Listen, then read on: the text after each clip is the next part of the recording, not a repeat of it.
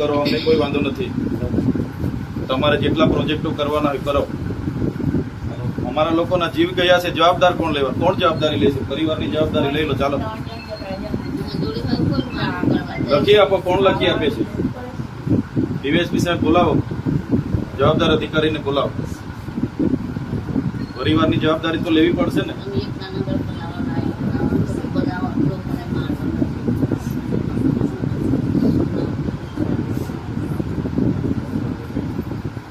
અમે 10 વાગે અમે ફોન કરાવવા ગયા કામ, તો આ ઘટના બનતી જ ના, કામ બંધ નહીં કર્યું.